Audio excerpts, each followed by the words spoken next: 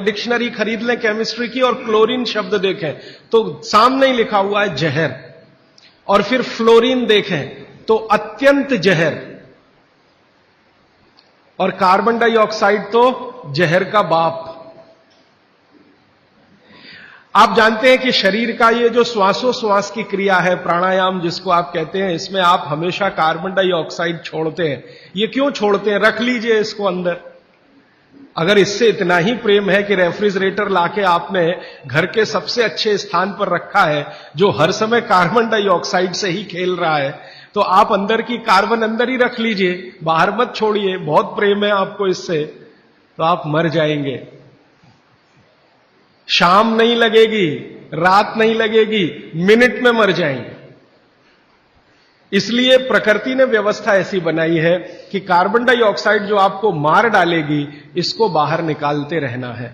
अब ये बाहर निकले तो आप स्वस्थ रहें। कार्बन डाइऑक्साइड जैसी ही खराब गैसों में क्लोरीन और फ्लोरीन की गिनती होती है। अब ये तीनों, कार्बन से मिला हुआ, क्लोरीन से मिला हुआ, फ्लोरीन से मिला हुआ 12 गैस एक साथ रेफ्रिजरेटर छोड़ता है। CFC1 गैस का नाम है, CFC1, CFC2, CFC3, ऐसी CFC12 तक 12 गैसें एक साथ छोड़ता, 24 घंटे छोड़ता रहता है, क्योंकि वो चालू है आपके घर में। अब इसमें आपने जो कुछ भी रखा है वो सब इन गैसों के प्रभाव में आता है। आप बोलेंगे जी हमने तो भोजन को ढककर रखा है। कितना भी ढक के रखिए, क्योंकि गैसों का असर इतना तीव्र है कि स्टील को तोड़ के निकल जाने वाली गैसें हैं। स्टील के मोटे पट्टे को रख दीजिए, उससे निकल जाने वाली गैस है, हाई प्रेशर की। तो अगर आप इतने सारे जहरीली गैसों से युक्त भोजन को 2 घंटे, 3 घंटे, 5 घंटे उसमें रख के फिर खा रहे हैं, तो माफ कीजिए, आप भोजन नहीं जहर ही खा रहे हैं। बस जहर में अंतर इतना है कि एक जहर है तात्कालिक और दूसरा है दीर्घकालिक। दीर्घकालिक जहर थोड़ा थोड़ा खाएं तो 5-7 साल में पता चला देगा, तात्कालिक खाएं तो 1 मिनट में आपको पता चल जाए। तो इसलिए मेरी आपको विनती है कि आपके घर में रेफ्रिजरेटर अगर ले लिया है तो इसका इस्तेमाल कम करिए, सबसे अच्छा है बंद करिए, और मेरी बात माने तो बेच दीजिए। कोई भी सेकंड हैंड खरीद लेगा, और नहीं बिकता तो लोहे के भाव में बेच दीजिए, तो भी आप फायदे के सौदे में रहेंगे। क्योंकि इसके रखे रहने से जो मन में लालच है, लालच पता है क्या है? अगर ये है तो कुछ तो करो इसका, अगर ये है तो कुछ तो करो इसका, अगर ये है तो कुछ तो करो इसका। तो कुछ तो के चक्कर में हम जबरदस्ती ज्यादा खाना बनाते हैं और इसमें रखते जाते हैं। सवेरे का शाम को, शाम का अगले दिन सवेरे, अगले दिन का शाम को, ये चक्कर चलता रहता है। और ये चक्कर में खाने का, पोषकता का नाश होता रहता है। और मैं आपको एक विनम्रता पूर्वक दूसरी जानकारी देना चाहता हूं कि रेफ्रिजरेटर का आविष्कार हुआ तो उसके पीछे कारण क्या था? हर वस्तु के आविष्कार के पीछे कारण होता है। तो इसका कारण था ठंडे देशों की, ठंडे देश हैं America, Canada, Germany, France, Sweden, Switzerland, Denmark, Norway, इन देशों की आबो हवा। आप जानते हैं कि ये ठंडे देश हैं, -40 डिग्री सेंटीग्रेड तापमान होता है, और ज्यादा से ज्यादा प्लस में जाएं तो 15 से 20 डिग्री सेंटीग्रेड रहता है। तो 15-20 से -40 तक टेम्परेचर का जो वेरिएशन है, ये बहुत तकलीफ देने वाला वेरिएशन है। आप कभी एक अनुमान करने के लिए प्रयोग करिए। मैंने किया था, मैंने एक प्रयोग किया था कि एक बार मैंने क्या किया, बर्फ का सिल्ली 1, 2, 3 चारों तरफ से लगा के मैं उसके बीच में लेट गया, तो 15 मिनट में मेरा शरीर अकड़ गया। 15 ही मिनट में, जबकि मैंने खूब प्राणायाम और ये सब किया, 15 मिनट में शरीर अकड़ गया। और उस दिन मैंने मेरी बायोकेमिस्ट्री को ऑब्जर्व किया तो मैं बहुत ही परेशान था। फिर मैंने सोचना शुरू किया कि उन लोगों का क्या होता होगा जो इसी बर्फ के तापमान में 6-6 महीने सोते हैं, रहते हैं, लेटते। उनका क्या होता हो? 8-8 महीने धूप नहीं निकलती कनाडा में, अमेरिका में, यूरोप के देशों, धूप नहीं निकलती, टेम्परेचर नहीं होता, और यही परिस्थिति में उनको सोना पड़ता है। तो कितनी तकलीफें उनके शरीर को होती होंगी, और शरीर के साथ उनके भोजन को होती होंगी, क्योंकि शरीर भोजन से ही है। तो भोजन को ये सारी तकलीफें थोड़ी कम हो, उसके लिए वहां के वैज्ञानिकों ने रात दिन मेहनत करके ये मशीन बनाई। और उन्होंने कहा कि जो टेम्परेचर को हम प्रकृति के रेगुलेशन में है, हम उसे कंट्रोल नहीं कर सकते, कुछ एरिया हम ऐसा बनाएं जिसको हम कंट्रोल कर सकें, हम जब चाहें टेम्परेचर को बढ़ा सकें, घटा सकें। इसके लिए रेफ्रिजरेटर बना। तो ये उनकी मजबूरी में से निकली हुई मशीन है। कोई उन्होंने बहुत आगे प्रोग्रेस करके ये बनाया ऐसा नहीं है, उनकी मजबूरी है, उस मजबूरी में से ये निकला। और उनकी सबसे बड़ी मजबूरी ये है कि एलोपैथी में कई दवाएं ऐसी हैं जो ज्यादा तापमान पे खत्म हो जाती हैं और कम तापमान पे भी खत्म हो जाती है। बहुत सारी दवाएं एलोपैथी में ऐसी हैं जो हाई टेम्परेचर पे भी खत्म हो जाती हैं, माने उन दवाओं का असर नहीं रहता, लो टेम्परेचर पे भी खत्म हो जाती हैं। तो उन दवाओं को रखने के लिए एक टेम्परेचर हमारे कंट्रोल में रहे, इसके लिए फ्रिज बना। वो पानी रखने के लिए नहीं बना है, दाल रखने के लिए नहीं बना, सब्जी रखने के लिए, दवाएं रखने के लिए बना। और आपको एक और जानकारी दूं कि यूरोप में ये जब आविष्कार किया सबसे पहले, तो मिलिट्री के लिए इसका उपयोग हुआ था और मिलिट्री के लिए ही ये बना था, क्योंकि आर्मी के जो सैनिक हैं वो चुस्त दुरुस्त और तंदुरुस्त रहने चाहिए, जब जरूरत हो दवाएं उनको समय पर उसी टेम्परेचर की मिलनी चाहिए। इसके लिए ये फ्रिज आया, ये हमारे लिए नहीं बना, हिंदुस्तान के लिए तो इसकी कोई आवश्यकता नहीं। और यूरोप में एक दूसरी समस्या है, आप जानते हैं कि जहां 6 से 8 महीने बर्फ पड़ेगी वहां हर चीज जरूरत की समय पर नहीं मिलेगी। मान लीजिए ये जो समय है ना, दिसंबर, जनवरी, फरवरी, मार्च, ये सब वहां बर्फ का समय है। अब इस बर्फ के समय में वो चाहे कि आलू चाहिए, नहीं मिलेगा, टमाटर चाहिए, नहीं मिलेगा, भिंडी चाहिए, नहीं मिलेगी, गाजर चाहिए, कुछ नहीं मिलेगा उनको। बर्फ मिलेगी, खा लो तो खा लो, नहीं तो उसको गर्म करके पानी बना लो, और कुछ नहीं मिलेगा। तो जो कुछ नहीं मिलेगा उस समय कुछ चीजों को स्टोर करके रखने के लिए रेफ्रिजरेटर है। जब मिल रहा है तो इकट्ठा खरीदो और स्टोर करके इसको रखना शुरू कर दो। अब गलती तो यह हो गई हम लोगों से कि हमने बिना सोचे समझे विचार किए उनकी नकल के साथ ये ले आया अपने घर में, और ऐसे लोगों के घर में भी ले आया जो केमिस्ट्री बहुत अच्छे से जानते, जो क्लोरोफ्लोरोकार्बन्स को रोज पढ़ते हैं और पढ़ाते हैं, उनके ही घर में फ्रिज। मैं कहता हूं प्रोफेसर साहब आप ये क्या गजब कर रहे हैं, आप तो जानते हैं, क्या करें, पत्नी नहीं मानती, बच्चे नहीं मानते, तो आपकी केमिस्ट्री पत्नी को क्यों नहीं समझाई अभी तक? तो कहते समझती नहीं। तो मैंने कहा फिर आप प्रोफेसर क्यों हो गए? जो आप अपनी पत्नी को केमिस्ट्री नहीं समझा सके तो बच्चों को कैसे समझाएंगे? आप अपने बच्चों को नहीं समझा सके, दूसरों को कैसे समझाएंगे? तो मुश्किल यह है कि हम विज्ञान पढ़ रहे हैं लेकिन वैज्ञानिक नहीं हो रहे, अपने जीवन में नितांत विज्ञान के विरुद्ध काम कर रहे हैं। प्रकृति और विज्ञान के विरुद्ध अगर कोई चीज सबसे खराब हमारे घर में है तो प्रेशर कुकर के बाद यही है, रेफ्रिजरेटर। तो मेरी विनती है कि आप इसका रखा हुआ खाना मत खाइए, क्योंकि वो जहर हो जाता है।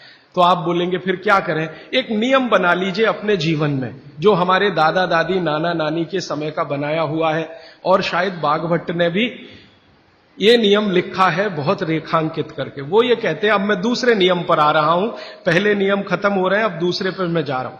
बाघभट्ट जी कहते हैं कि कोई भी खाना जो बना, कोई भी खाना, दाल बनी, चावल बना, रोटी बनी, बनने के 48 मिनट के अंतर इसका उपभोग हो जाना चाहिए।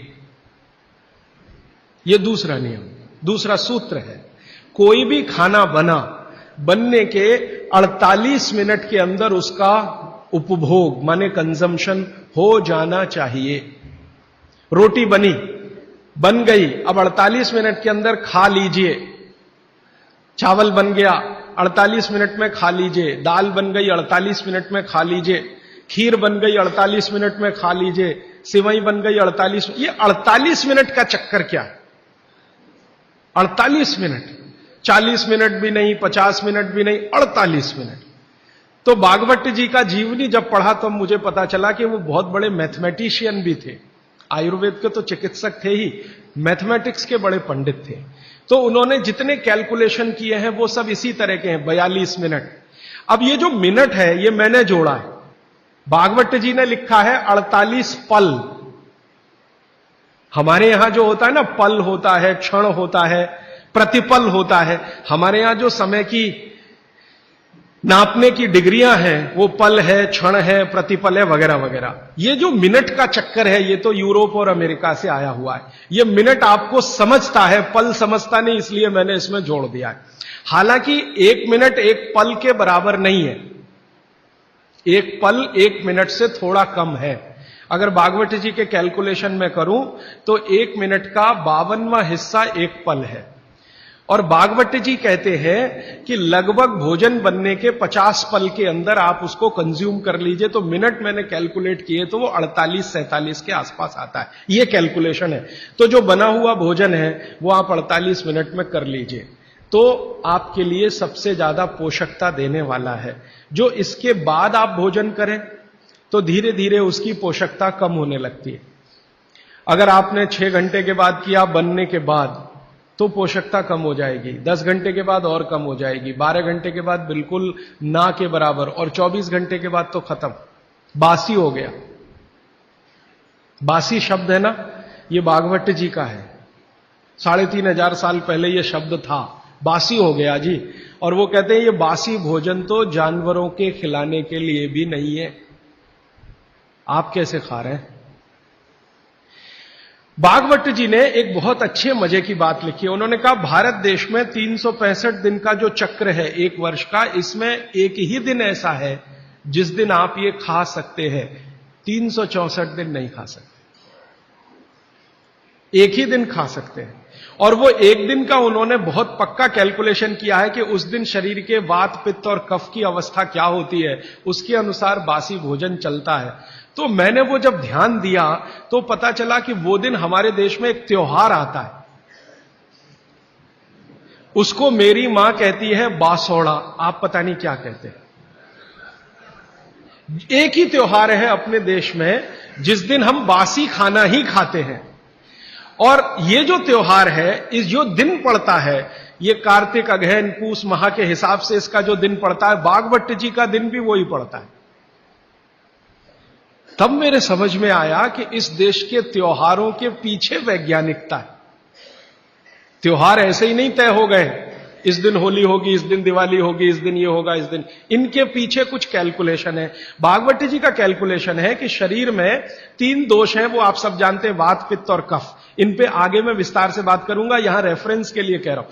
तो वात पित्त कफ 3 दोष हैं, ये समान स्थिति में रहे तो आदमी हमेशा निरोगी रहता है। इनकी स्थिति ऊपर नीचे हो, वात बढ़ गया, पित्त और कफ कम हो गया, पित्त बढ़ गया, वात और कफ कम हो गया, ऊपर नीचे हो, तभी रोगी होते हैं आप, तभी रोग पैदा होते हैं। तो एक दिन ऐसा आता है 365 में से एक दिन ऐसा आता है जिस दिन ये वात पित्त कफ की स्थिति बिल्कुल ऐसी होती है जो विचित्र लगती है, माने होनी नहीं चाहिए, ऐसी स्थिति हो जाती है। तो भागवत जी कहते हैं कि उस स्थिति को काबू में लाने के लिए बासी खाना ही चाहिए जिसकी पोषकता पूरी चली गई हो। क्योंकि जिस दिन ऐसी स्थिति आती है उस दिन शरीर को प्रोटीन नहीं चाहिए, प्रोटीन बिल्कुल नहीं चाहिए। तो प्रोटीन सब खत्म होगा तब जब खाना बहुत पुराना हो जाए। तब मेरे समझ में आया कैसी वैज्ञानिकता है। तो आप साल में एक ही दिन बासी भोजन कर सकते हैं। अब आप देखो कि एक दिन के लिए फ्रिज लगेगा साल में, तो 364 दिन की बिजली क्यों खर्च करना उसके लिए, और 364 दिन का इतना स्थान क्यों घेर के रखना। चेन्नई में बहुत महंगा है स्थान, 1 स्क्वायर फुट का क्या भाव है, 3000। तो फ्रिज अगर रखा है मान लो 5-7 स्क्वायर फीट में, तो 3000 में 5 का गुणा कर लो, 15,000 रुपए रोज का खर्चा एक तो दे दिया फ्रिज खरीदने में, और ये जिंदगी भर इतना स्थान घेर कर खड़ा है जो इस्तेमाल नहीं हो रहा है, तो कितना घाटे का सौदा है। तो इस घाटे के सौदे को अपने जीवन में मत लाइए। मेरी विनती है कि जिन्होंने फ्रिज नहीं खरीदा है वो ना खरीदें, जिन्होंने खरीद लिया है वो धीरे धीरे इसका उपयोग कम करें। एक दिन थोड़ा ऐसा आए कि उपयोग उसका बंद ही हो जाए तो आपके जीवन के लिए बहुत अच्छा है। और आप जानते हैं कि आजकल पर्यावरण के प्रदूषण की बहुत चर्चा हो रही है। दुनिया भर के वैज्ञानिक परेशान हैं कि क्लाइमेट चेंज हो रहा है, सर्दी कम हो रही है, गर्मी बढ़ रही है। सर्दी कम होने में और गर्मी बढ़ाने में जिन गैसों का सबसे बड़ा योगदान है वो यही गैसें हैं, CFC1, CFC2, CFC3, CFC12 तक। तो सारे दुनिया के देश परेशान हैं कि क्या करें क्या करें। अभी इंडोनेशिया के बाली द्वीप में 7 दिन का सम्मेलन हुआ। अमेरिका, जर्मनी, भारत जैसे 156 देशों के राष्ट्रपति, प्रधानमंत्री 7 दिन झक मार रहे थे यही बात के लिए कि भाई सीएफसी का प्रोडक्शन कम कैसे किया जाए। तो इसमें थोड़ा आप भी सहकार कर दीजिए। ये प्रोडक्शन कम होने के लिए फ्रीज की जरूरत बंद करने की है, तो ये प्रोडक्शन कम होगा। तो इसलिए मैंने कल आपसे कहा था कि फ्रीज का भी खाना ना खाएं, समय का ध्यान रखें। ये बात हमेशा याद रखें कि बना हुआ खाना 48 मिनट के अंदर खा लेना चाहिए। अब ये 48 मिनट का जो कैलकुलेशन है, कल मैं इस पर आपसे और ज्यादा विस्तार से बात करूंगा, क्योंकि एक सूत्र कल आएगा। आज बस इतनी सी बात। और एक तीसरी बात जो मैंने कल आपसे शुरू की थी, माइक्रोवेव ओवन। माइक्रोवेव ओवन भी कुछ इसी तरह का किस्सा है। इसमें भी टेम्परेचर को आप कंट्रोल करते हैं। और माइक्रोवेव ओवन में कोई भी चीज आप जब रखते हैं ना गर्म करने के लिए, तो वो चीज का एक हिस्सा गर्म होता है, पूरा नहीं होता। गर्म होने के लिए हमारी जो कल्पना है वो चारों तरफ से एक साथ एक जैसा टेम्परेचर आए। वो पानी ही कर सकता और कोई चीज नहीं है दुनिया। पानी गर्म करके उसमें कोई चीज डालें तो सही गर्म होती है, और माइक्रोवेव ओवन में पानी का कोई काम नहीं। और ये माइक्रोवेव ओवन भी यूरोप और अमेरिका के लिए है, क्योंकि वहां बहुत ठंडी है, आपके लिए नहीं है, क्योंकि यहां तो बहुत गर्मी है। तो अब हमारे घर में क्या हुआ है वो मैं विनम्रता पूर्वक आपसे कहता हूं, आपने कुछ चीजों को स्टेटस सिंबल बना रखा है, वो बदल दीजिए। ये स्टेटस सिंबल नहीं है, ये मजबूरी की चीजें हैं। कहते हैं ना मजबूरी में हमने ये किया, मजबूरी में हमने ये किया। तो आप मान लीजिए कि मजबूरी में फ्रिज लाया, मजबूरी में माइक्रोवेव ओवन लाया, मजबूरी में प्रेशर कुकर लाया। ये कोई छाती ठोक के बताने की बात नहीं है कि मेरे घर में फ्रिज है, या मेरे घर में माइक्रोवेव ओवन है, या मेरे घर में। आप इसको शर्म से बताइए कि मैं क्या बताऊं, मेरी मजबूरी थी, उस दिन दिमाग कुछ फिर गया था, मेरा विवेक शून्य हो गया था, तो मैंने मेरे खून पसीने की कमाई बर्बाद कर दी और ये ले आया। तो ये इस तरह से कहना जब शुरू करेंगे तो थोड़े दिन में आपकी भावना अपने आप बदल जाएगी और ये चीजें आपके बाहर निकल जाए। ये जो 48 मिनट का कैलकुलेशन है, ये जैन दर्शन में भी है। आप में से कोई भी जैन समाज के लोग होंगे तो मेरी बात आपको बहुत जल्दी समझ में आएगी।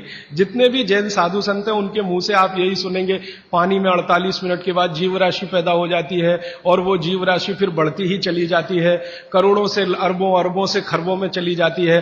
तो ऐसा पानी नहीं पीना चाहिए क्योंकि जीव हत्या होती है और उसका पाप लगता है।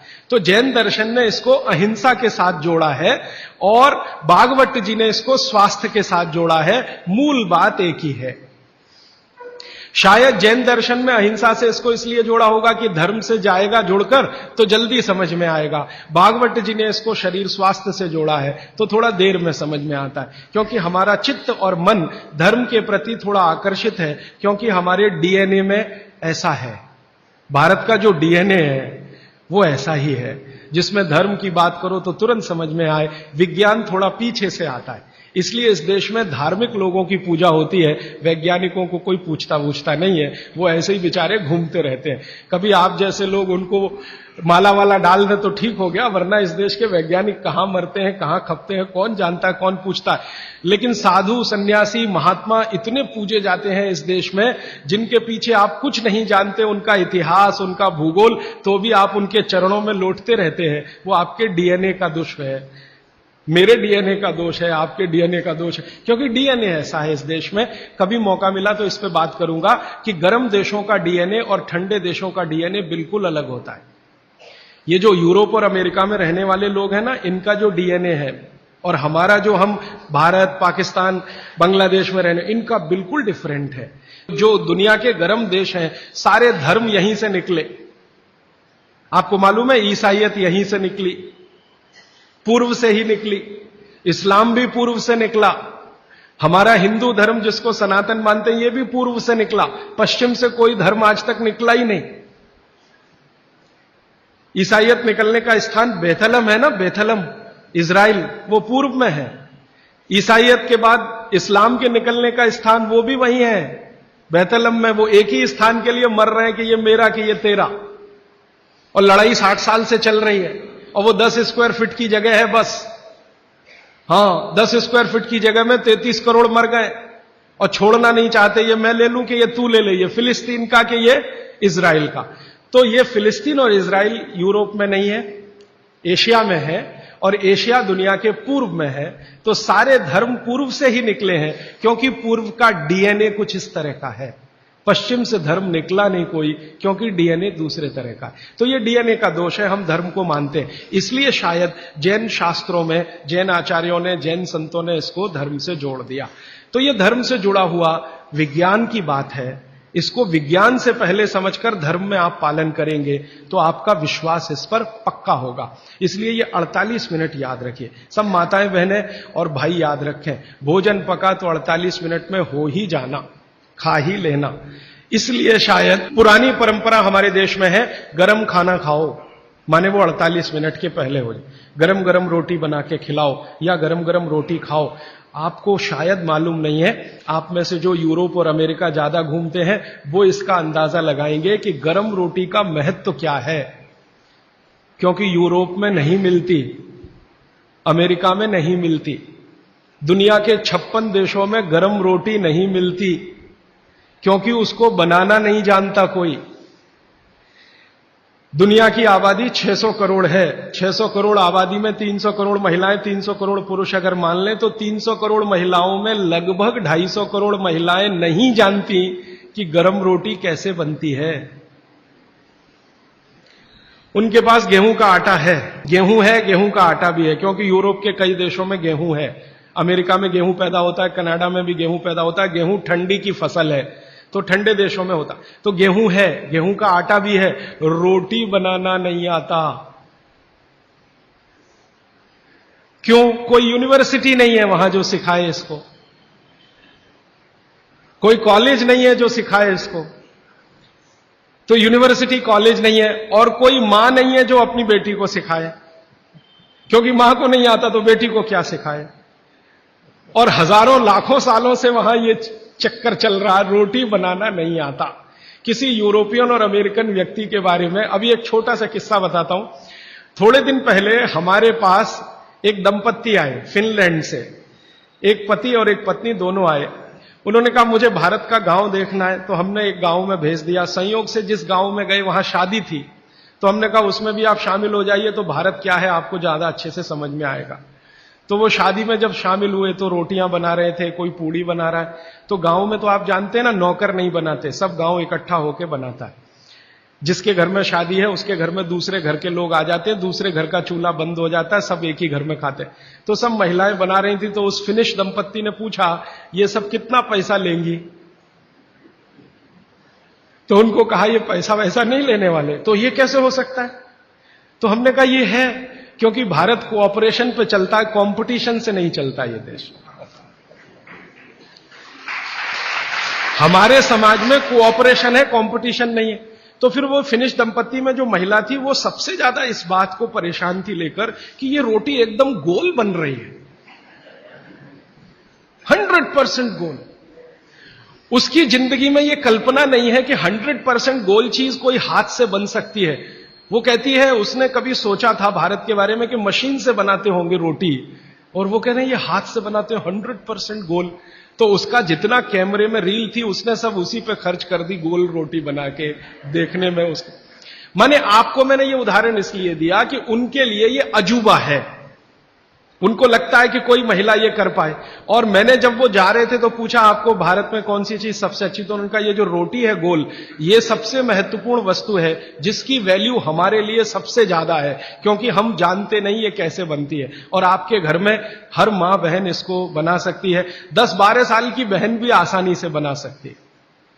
इसका मतलब है कि रोटी ताजा और गर्म ये भारत में ही संभव है, दुनिया के दूसरे देशों को नसीब नहीं है। तो आप समझ लीजिए कि आपके पास कितनी वैल्यूएबल चीज है गरम रोटी, और उसको आप छोड़कर ठंडी करके खाएं तो ये आपका दुर्भाग्य है, सौभाग्य नहीं। तो रोटी को गरम गरम ही खाएं, गरम गरम ही खिलाएं। यूरोप में कोई किसी को खिलाता नहीं, क्योंकि कोई बनाता नहीं और जानते भी नहीं। वहां तो बेचारे 3-3 महीने पुरानी रोटी खाते हैं, जिसको डबल रोटी कहते हैं, पाव रोटी कहते हैं।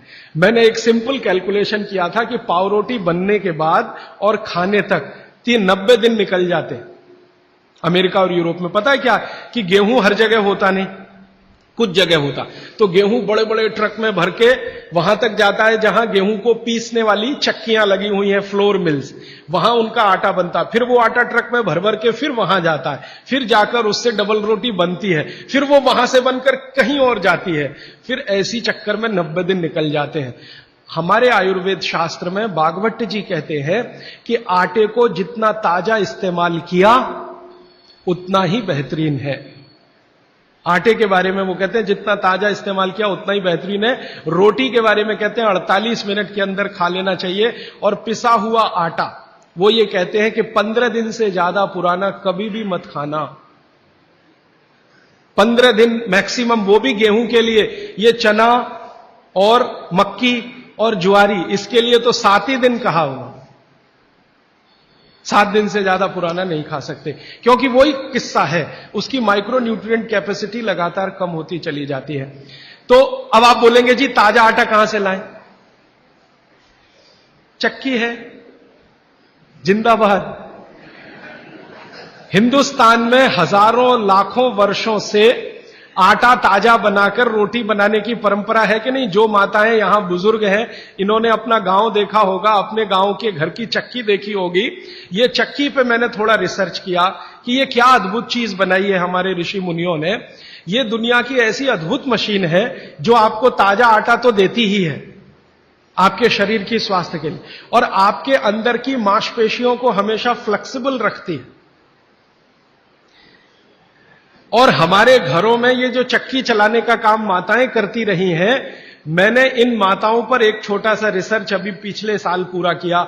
मेरे एक दोस्त हैं, आयुर्वेद के चिकित्सक हैं, उनके साथ मिलकर, वो गांव में रहते हैं। तो मैंने कहा आप गांव की कुछ महिलाओं पर अध्ययन करिए कि जो चक्की चलाती हैं, इनके बारे में जरा पता करिए। और जो चक्की नहीं चलाती, पिसा हुआ आटा लाती हैं। तो उन्होंने कहा जो चक्की चलाने वाली माताएं हैं, उनके गांव में 90 माताएं हैं, किसी को भी सिजेरियन डिलीवरी नहीं हुई है। चक्की चलाने वाली माताओं के पैरों में दर्द नहीं है। चक्की चलाने वाली माताओं को कभी भी कंधा नहीं दुख रहा है, गर्दन नहीं दुख रही है, नींद अच्छी आ रही है, डायबिटीज नहीं है, हाइपरटेंशन नहीं है, ब्लड प्रेशर नहीं बढ़ा है, 48-50 बीमारियां नहीं है। और जो माताएं पिसा हुआ आटा ला रही हैं, कैप्टन कुक, आईटीसी का, उनके घरों में डायबिटीज भी है, अर्थराइटिस भी है, हाइपरटेंशन भी है, ये भी है वो। तो मैंने वो वैद्य जी को कहा कि आप क्या मानते हैं ये जो चक्की चलाने वाली माताएं, ये ऐसा क्या विशेष काम कर रही हैं? तो उन्होंने मुझे समझाया, वो मेरे भी समझ में आया, आपको भी समझ।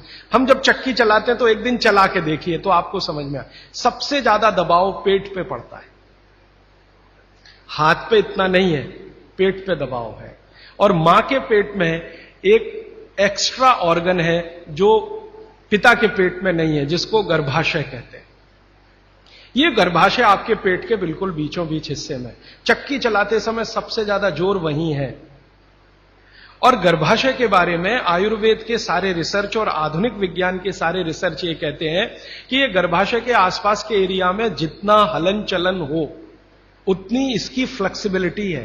फ्लेक्सिबिलिटी माने मुलायमियत, अंग्रेजी शायद आप समझ जाएंगे। फ्लेक्सिबिलिटी, मुलायमियत, इलास्टिसिटी एक शब्द होता है अंग्रेजी में, इलास्टिसिटी।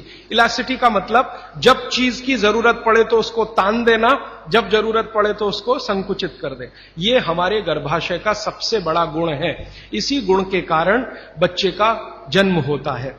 और ये गुण को बनाए रखने में सबसे बड़ी भूमिका है हलन चलन। वहां आसपास मांसपेशियां, उनका हलन चलन रहे। तो ये हलन चलन सबसे अच्छे तरीके से, मैंने खुद चला के देखा चक्की, ये सबसे ज्यादा पेट के हिस्से में ही होता है।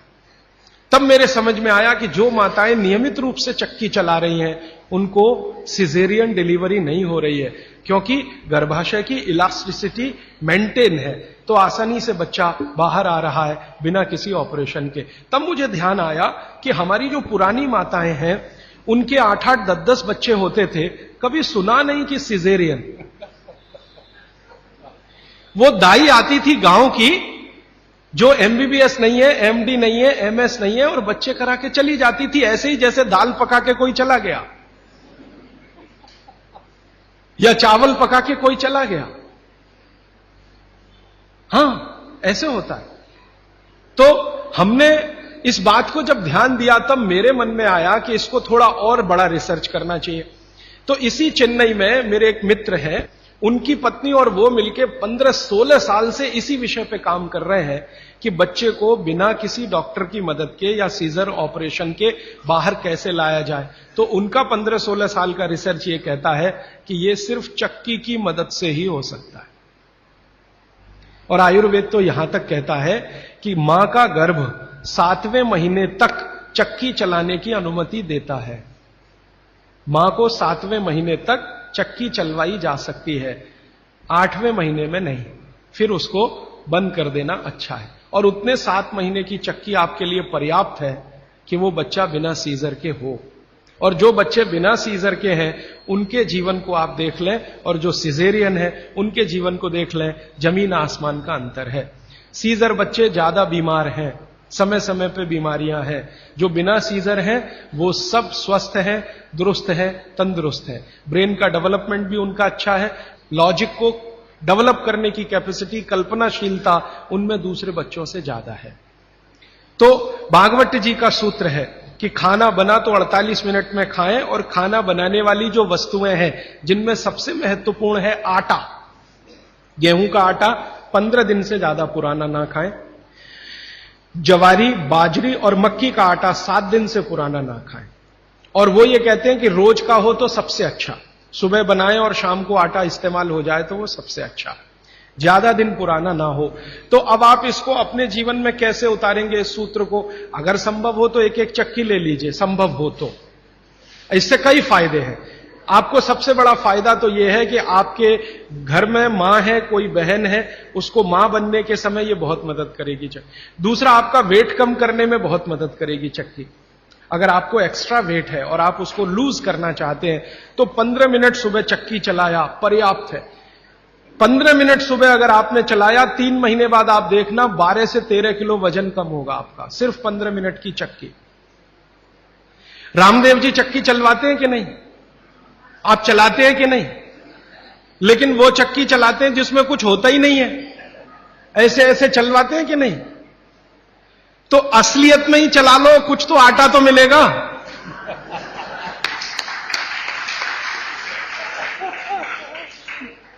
कम से कम आटा तो निकलेगा, बाई प्रोडक्ट। यहां तो कुछ निकल ही नहीं रहा है, बस ऐसे ऐसे चला। अब आप बोलेंगे जी चक्की कहां मिलेगी? चक्की अभी भी मिल रही है, यहीं चेन्नई में मिलेगी। पत्थर बनाने वाले बहुत लोग इस देश में हैं जो अभी भी ये काम कर रहे हैं, लेकिन वो रो रहे हैं कि राजू भाई ये कोई खरीदता नहीं, हम क्या करें, हमारा सिलबट्टा भी कोई खरीदता नहीं, चक्की भी कोई।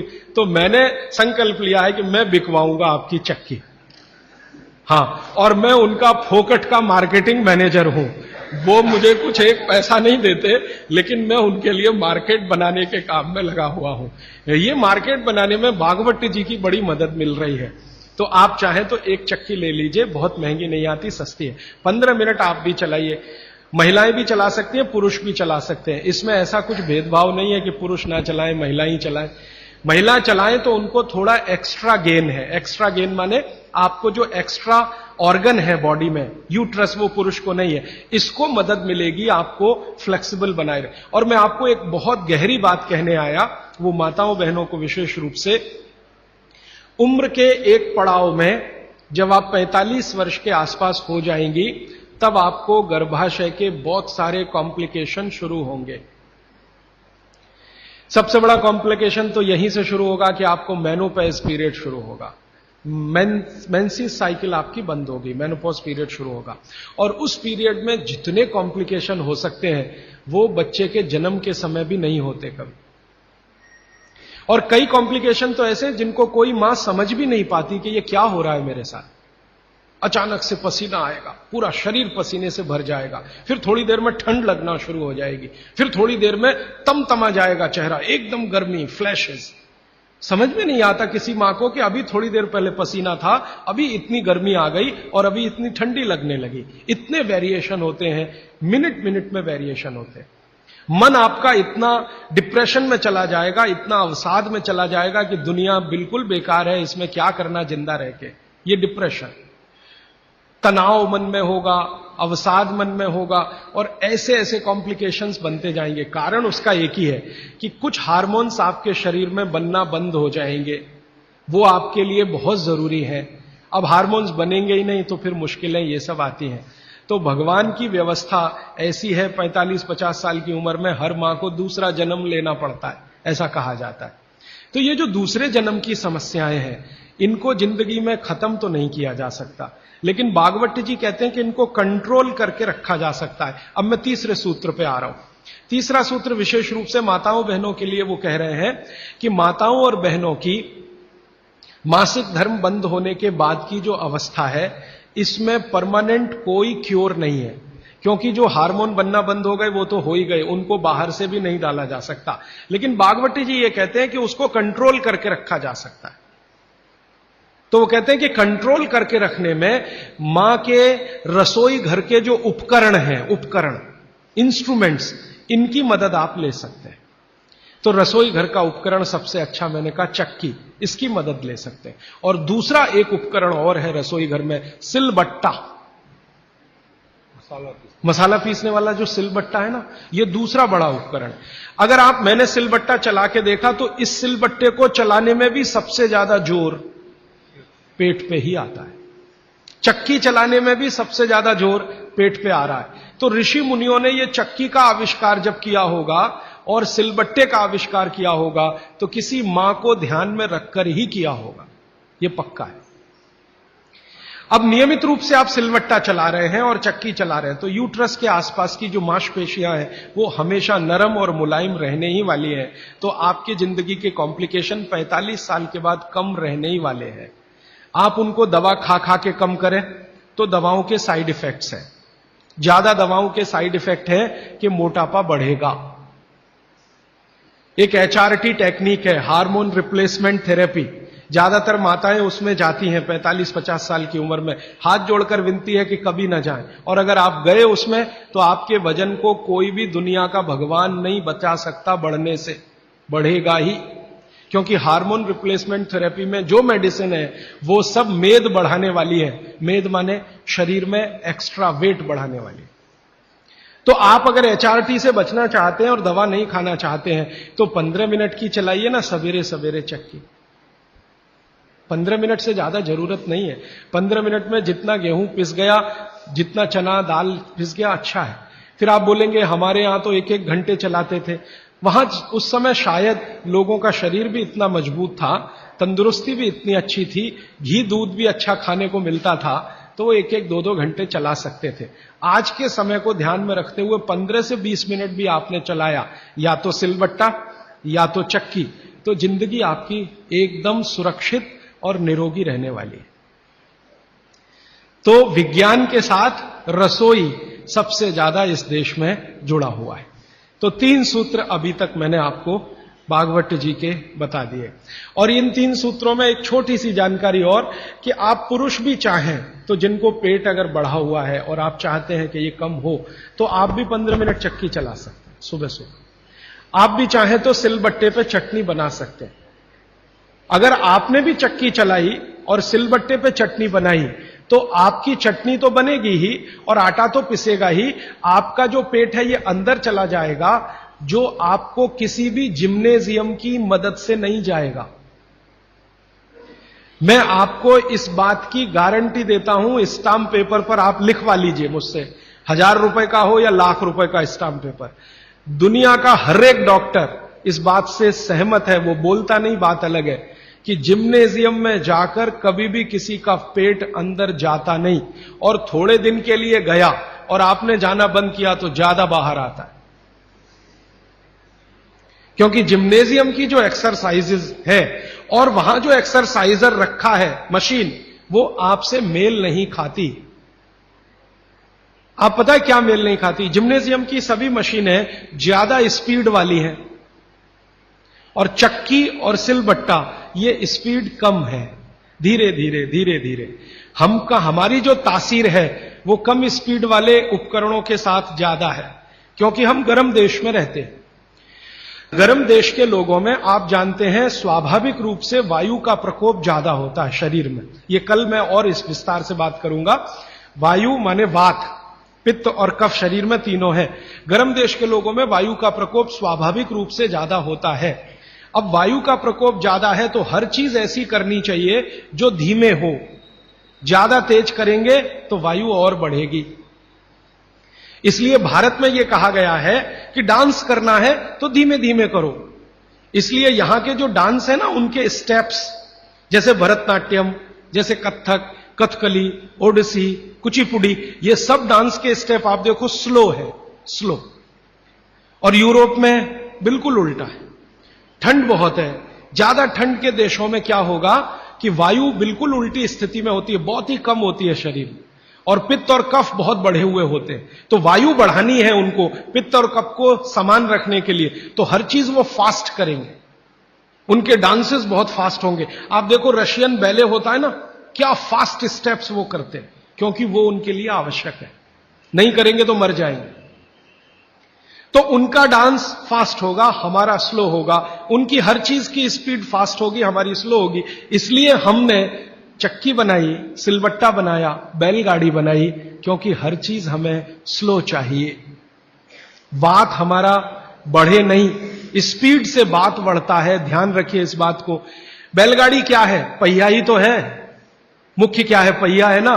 तो पहिए का इन्वेंशन सबसे पहले भारत में ही हुआ दुनिया में, लेकिन हमने वो बैलगाड़ी में लगाया, हवाई जहाज में नहीं लगाया। हम भी चाहते तो हवाई जहाज का पहिया बना सकते थे। जिसने सबसे पहला पहिया बनाया दुनिया में, वो हवाई जहाज का भी बना सकता था, लेकिन जरूरत नहीं अपने को जरूरत बैलगाड़ी की ही है, क्योंकि ये स्लो है। स्लो इसलिए कि बैल जो खींच रहा है उसके शरीर को वायु का प्रकोप ना बढ़े। हमारे यहां मनुष्य के लिए जितना सोचा गया, बैल के लिए भी उतना ही सोचा गया, क्योंकि बैल और मनुष्य बराबर है हमारे यहां, अलग नहीं है, हिस्सा है हमारा, परिवार का हिस्सा। तो बैल जब बैलगाड़ी को खींचे, अगर गाड़ी फास्ट है तो बैल को फास्ट दौड़ना पड़ेगा, तो बैल की वायु बढ़ेगी, और वायु बढ़ने से मृत्यु जल्दी होती है। तो बैल ज्यादा दिन तक जीवित रहे, आपका काम करे, इसलिए बैलगाड़ी में स्पीड स्लो रहे, इसलिए बड़ा पहिया बनाया। पहिया जितना बड़ा होगा स्पीड उतनी स्लो होगी, पहिया जितना छोटा होगा स्पीड उतनी ज्यादा होगी। नंबर ऑफ रोटेशंस होंगे ना पर मिनट, जिसको आप RPM, रोटेशंस पर मिनट, जितने ज्यादा होंगे स्पीड उतनी होगी। तो रोटेशन ज्यादा करने के लिए छोटे पहिए ही चाहिए, इसलिए हवाई जहाज में छोटे पहिए हैं। हमको स्पीड ज्यादा करनी ही नहीं है, क्योंकि वात बढ़ाना नहीं है अपने शरीर का, इसलिए हमने बैलगाड़ी का बड़ा पहिया बनाया। अब हमने बैलगाड़ी बनाई तो पिछड़े नहीं है, और उन्होंने हवाई जहाज का पहिया बनाया तो अगड़े नहीं है। उन्होंने अपनी मजबूरी का समाधान करने के लिए बनाया, हमने हमारी मजबूरी का समाधान करने के लिए बनाया। वो जो कहते हैं ना, invention is the mother of necessity. हमारी जरूरत थी कि वात हम कम रखें अपने शरीर में और जानवरों के शरीर में, क्योंकि गर्म देशों में वात वैसे ही बहुत बढ़ता है। तो इसको कम रखने के लिए इसलिए सिलबट्टा है, धीरे धीरे चलता है। और वो जो आपके घर में है मसाला पीसने वाली मशीन, मिक्सी, एकदम फास्ट, ये यूरोप के लिए है, आपके लिए नहीं है। हमारा तो वो धीरे धीरे वाला ही अच्छा है। चक्की धीरे धीरे चलती है, यूरोप से आई हुई चक्की बिजली की जो है ना, एकदम फास्ट चलती है। अब मैं जो एक बात कहना चाहता हूं, जो 4 साल से 5 साल से हम कर रहे हैं। हमारा एक केंद्र है भीलवाड़ा में, वहां हम चक्की चलाते हैं। भीलवाड़ा केंद्र हमारा भारत का सबसे अच्छा केंद्र है आज की तारीख में। आगे और कोई बन जाए चेन्नई में तो शायद भगवान सुन लेगा। भीलवाड़ा केंद्र में आप में से कोई भी राजस्थानी हो तो हमारा केंद्र जरूर देखने जाइए। भीलवाड़ा में नागौरी गार्डन है, वहां पर हमारा केंद्र चलता है। उसका नाम है स्वानंद। हमारे सभी केंद्रों का नाम स्वानंद है, हमारा ब्रांड नेम स्वानंद। तो उस केंद्र में हम चक्की चलाते हैं। चक्की चलाकर गेहूं का आटा बनाते हैं, जवारी का आटा और बाजरी का आटा, सब तरह के आटे। और वो आटा भीलवाड़ा के 100 परिवार, 125 परिवार के लोग नियमित रूप से लेके जाते हैं और खाते हैं। वो 100-125 परिवारों का सारा डाटाबेस हमने बनाया है। अब वो 100-125 परिवारों को 4 साल चक्की का आटा खिला खिला के हम पूछते रहते हैं, भाई क्या हो रहा है? तो कहते हैं एसिडिटी खत्म हो गई। और क्या हो रहा है? कहते हैं जी घुटने का दर्द कम हो गया। और क्या हो रहा है? नींद अच्छी आ रही है। और क्या हो रहा है? पित्त की बीमारियां कम हो गई हैं। और क्या हो रहा है? वो कहते हैं जी ब्लड प्रेशर भी कम हो रहा है। तो ऐसी 28-30 बीमारियों पर हमारी नजर है और 4 साल में हर बीमारी के बारे में वो कह रहे हैं कम हो रही है, कम हो रही है, कम। मैंने कहा कुछ बढ़ रहा है? तो उन्होंने कहा आनंद बढ़ रहा है, सुख बढ़ रहा है, खुशी बढ़ रही है। क्या? बस वो चक्की का आटा खा रहे हैं और कुछ नहीं। फिर मैंने कहा कि आप माताएं जो लेके जाती हैं आटा, मैं पूछा आप बताओ जी आपका ऑब्जर्वेशन क्या है? तो उन्होंने कहा ये जो चक्की का आटा, इसकी रोटी इतनी नरम होती है और वो जो बाजार का आटा लाते हैं उसकी रोटी थोड़ी ही देर में कड़क होती है। और वो कहते हैं कि हमारे घर के लोग जब से ये चक्की का आटा आया 2 रोटी ज्यादा भी खाते हैं तो शिकायत नहीं करते, और ये बाजार के आटे की 1 रोटी भी ज्यादा खाई तो पेट में गैस बनना शुरू हो जाती है। माताएं ये कहती हैं। माताएं कहती हैं बच्चे भी उनकी रोटी पसंद से खाते हैं, घर के लोग भी अच्छे से खाते हैं। अब वो ये कहते हैं जी 1 केंद्र से 2 कर दो, क्योंकि उसकी पूर्ति नहीं हो पा रही। 1 केंद्र 100 घरों का ही आटा बना पाता है रोज, क्योंकि 15-20 महिलाएं वहां चक्की चलाती हैं। हम दूसरा बनाने की सोच रहे हैं, तीसरा बनाने की सोच रहे हैं। फिर एक दिन मैंने सोचा कि ये रास्ता तो गड़बड़ है। अगर हम ऐसे केंद्र बनाते जाएं तो ये रास्ता तो गड़बड़ है। अच्छा ये है कि हर घेर में ही ये केंद्र हो जाए। इसमें तो अंत में हम कहां फंस जाएंगे? जगह जगह केंद्र बना के हम तो फंसने ही वाले हैं कि भाई अब हाथ का आटा बना के दे दो। तो ये तो हम बिजनेस में नहीं जाना चाहते। हमारा उद्देश्य ये है कि हर घर में आटा बनाने की चक्की आ जाए। तो अब हमने वहां चक्की रखवाना शुरू किया। आप ले जाओ जी, अपने घर में ये चक्की से आटा बना लो, आप भी स्वस्थ रहेंगे, घर भी स्वस्थ रहे। तो वही मेरी आपको विनंती है कि घर में चक्की वापस लाइए और सिलबट्टा भी वापस लाइए। मसाला पीसना है तो उस पर पीसिए, आपको चटनी बनानी है तो उस पर बनाइए। चटनी का स्वाद भी अच्छा होगा और उसके जो सूक्ष्म पोषक तत्व हैं वो भी अच्छे रहें। और एक छोटी सी आखिरी बात, आज के लिए समय हो गया। आखिरी बात यह है, मैं आपको विनम्रता पूर्वक जो कहना आया वो ये कि आपके रसोई में पिछले 20-25 वर्षों में जो बदलाव आया, रसोई में 20-25 वर्षों में, हमारे बीमारियों का सबसे बड़ा कारण वो बदलाव है। रसोई बीमारियों का कारण नहीं है। रसोई तो भागवत जी कहते हैं दुनिया का सबसे पवित्र स्थान, सबसे पवित्र स्थान। लेकिन उसमें बदलाव आ गया। बदलाव क्या आया? पहले चक्की होती थी, सिलबट्टा होता था, अब मिक्सी आ गई, या तो हमने कोई मशीन ले ली, और अब तो मशीनें रोटी बनाने की भी आ गई। रोटी बनाने की भी मशीन हमने ली। तो रसोई घर में जितनी हमने बदलाव लाया टेक्नोलॉजिकल, ये सब बदलाव ने हमको बीमार बनाया। माताओं को तो ज्यादा बीमार बनाया। मैंने पिछले 20 साल की जितनी रिसर्चेज हैं रसोई घर से जुड़ी हुई, इन सबको ध्यान से देखा तो पता चला कि हमने विकास के नाम पर अपने ही घर को बीमार बनाने की क्रिया शुरू की है।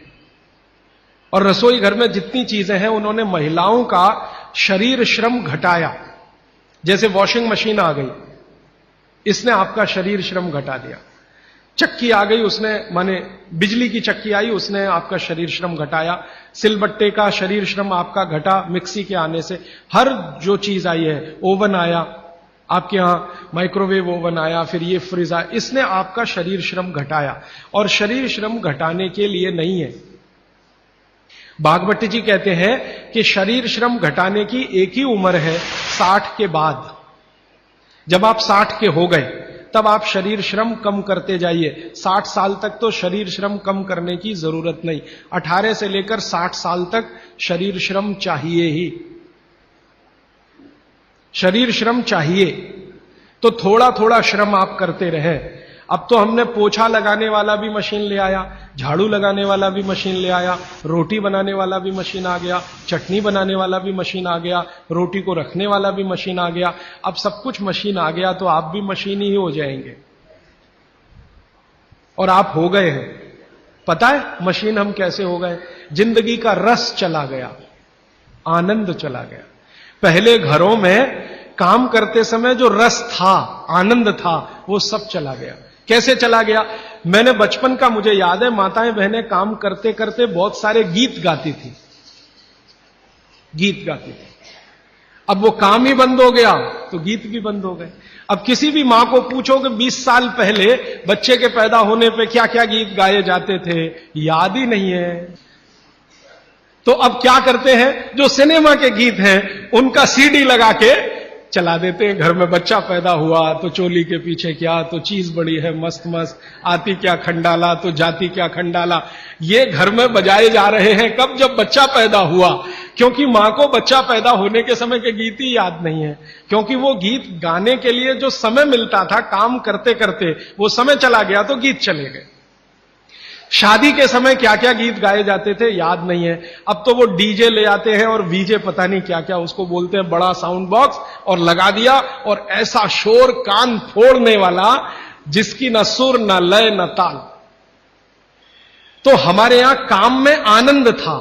देखिए, मैं आपसे विनम्रतापूर्वक एक बात कह सकता हूं कि भारत की कोई भी मां शरीर श्रम से थक सकती है, बोर नहीं हो सकती।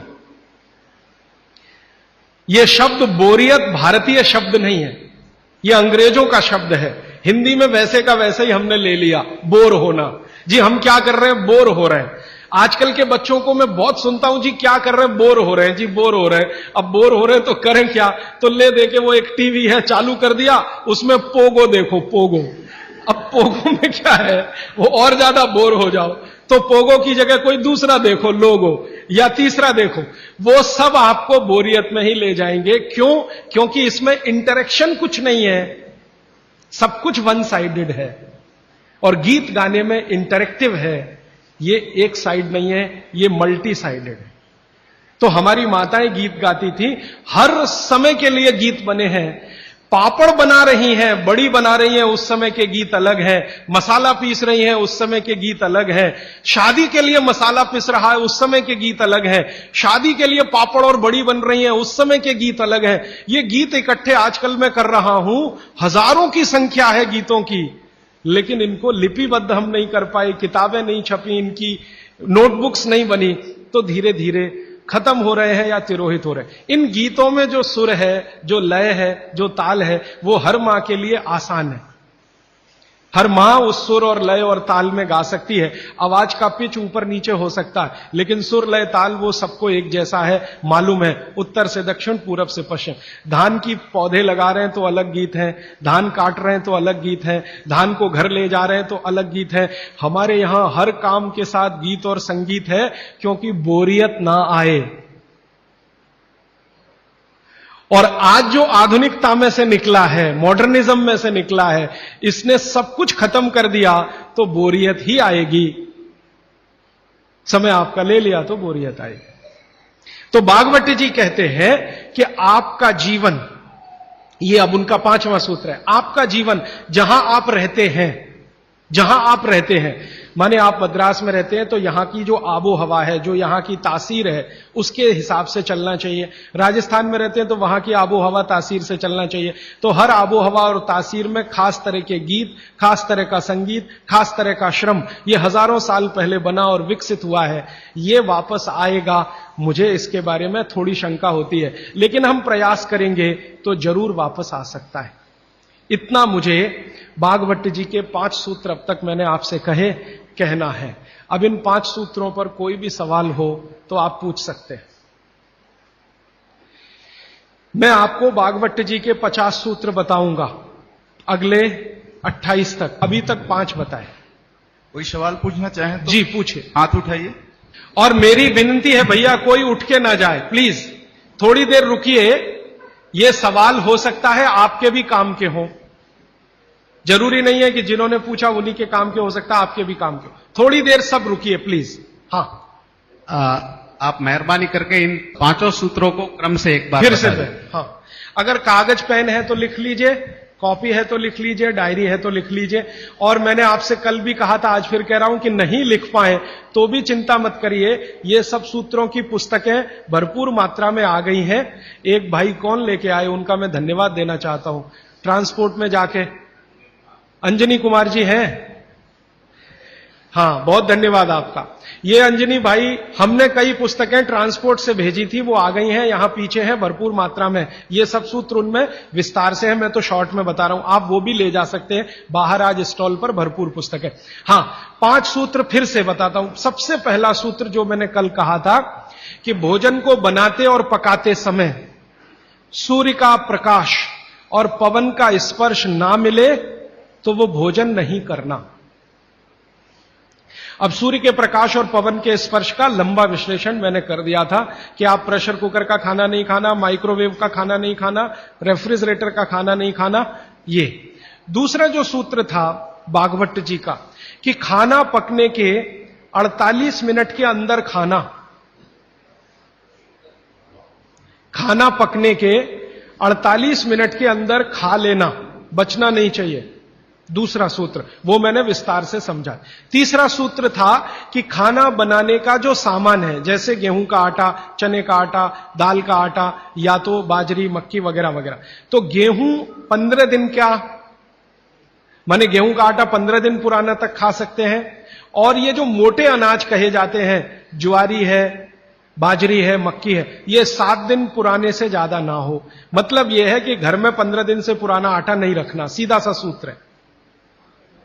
हर 15 दिन पे नया आटा आता रहना चाहिए। उतना ही आटा पिसवाइए ना जितना जरूरत है। आप चक्की लाते हैं तो बहुत अच्छा, नहीं लाते तो भी चक्की पर जो आटा पिसवा कर ला रहे हैं वो 15 दिन से ज्यादा पुराना ना, ऐसा आप अपने घर में नियम बनाएं। तो ये तीसरा सूत्र है।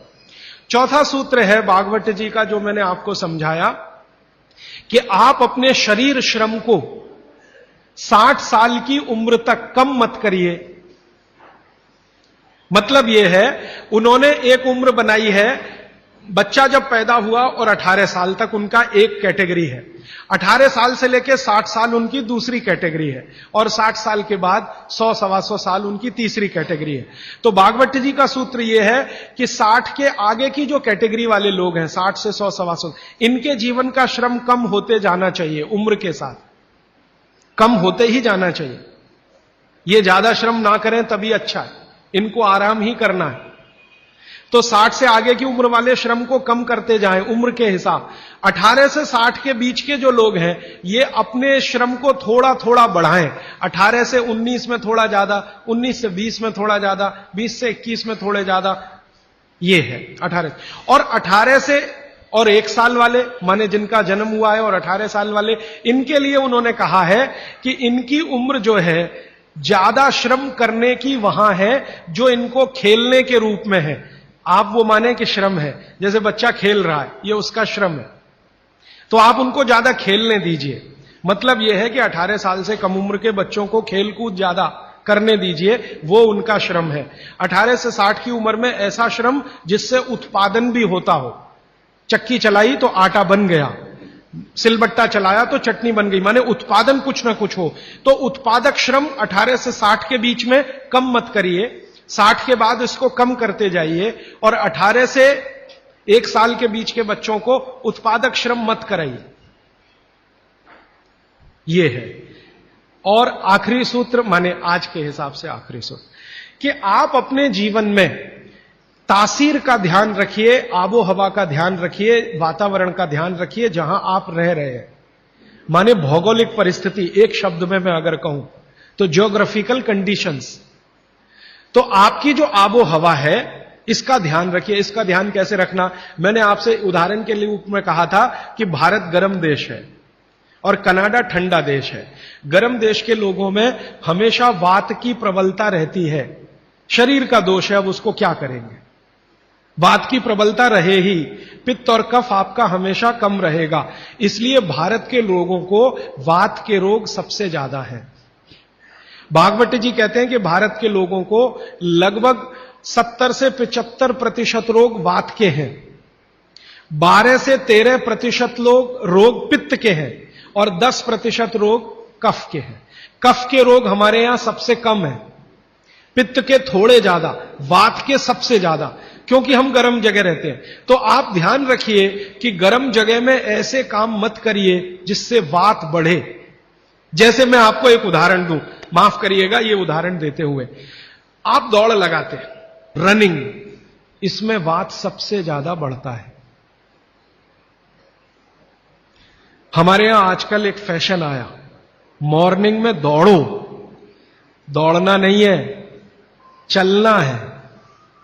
चलने और दौड़ने में अंतर आप समझते हैं। दौड़ने में ऊर्जा बहुत शरीर की, गर्मी बहुत शरीर की बढ़ेगी और वात को बढ़ाएगी। वात बढ़ेगा तो ये घुटने बहुत जल्दी आपके थकेंगे। आप देख लो, जितने हिंदुस्तान के रनर है ना, रनर, 100 मीटर दौड़ने वाले 200 मीटर 35 साल के बाद किसी के घुटने काम नहीं करते, सब बैठ गए। मिल्खा सिंह को मैं मिला हूं, वो कहते हैं यार उस समय जो मैं दौड़ गया ना, अब पता चल रहा है कि उसका क्या असर। परमानेंट डैमेज हो गए हैं दोनों नी जॉइंट्स मिल्खा सिंह के।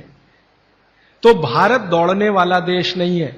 माने सुबह आप जाओ तो मॉर्निंग वॉक के लिए जाओ, रनिंग के लिए मत जाओ। जाओगे तो बात बढ़ेगा तो तकलीफ आए।